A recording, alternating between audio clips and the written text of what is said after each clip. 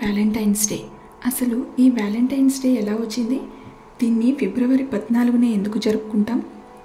సరదాగా మన చందమామ కథలా చెప్పుకోవాలంటే, అనగనగా ఒక రాజు. ఆ రాజు తన రాజ్యంలో సైనికులు ఎవ్వరూ పెళ్లి చేసుకోకూడదు అని ఒక శాసనాన్ని తీసుకొస్తాడు.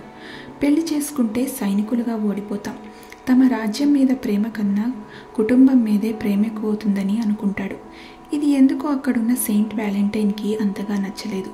రాజుకి తెలియకుండా రహస్యంగా అక్కడ పెళ్ళిళ్ళు జరిపిస్తాడు. ఒకరోజు ఈ విషయం రాజుకి తెలిసి వ్యాలంటైన్ని జైల్లో పెడతాడు. జైల్లో ఉండి కూడా జైలు అధికారి కూతుర్ని ప్రేమిస్తాడు. అది తెలిసిన రాజుకి మరింత కోపం వచ్చి ఫిబ్రవరి 14న సెయింట్ వ్యాలంటైన్ని ఉరితీస్తాడు. ఇది సింపుల్గా వ్యాలంటైన్ కథ. రాజు వ్యాలంటైన్ అయితే చంపగలిగాడు, కానీ ఆయన మీదున్న ప్రేమని మాత్రం చంపలేకపోయాడు. ప్రేమ అంటే అందరికీ పంచేదని, తన కోసం ఆలోచించకుండా మనల్ని ప్రేమించే వాళ్ళ కోసం ఉందని నిరూపించాడు. రాజు ఆజ్ఞని ధిక్కరిస్తే రాజు చంపేస్తాడని వ్యాలంటైన్కి తెలుసు. తన ఉద్దేశం ప్రేమని పంచడం. దేశం మీద ప్రేమ ఉండటం మంచిదే, కానీ మనుషులే లేకపోతే దేశం ఎక్కడుంటుంది?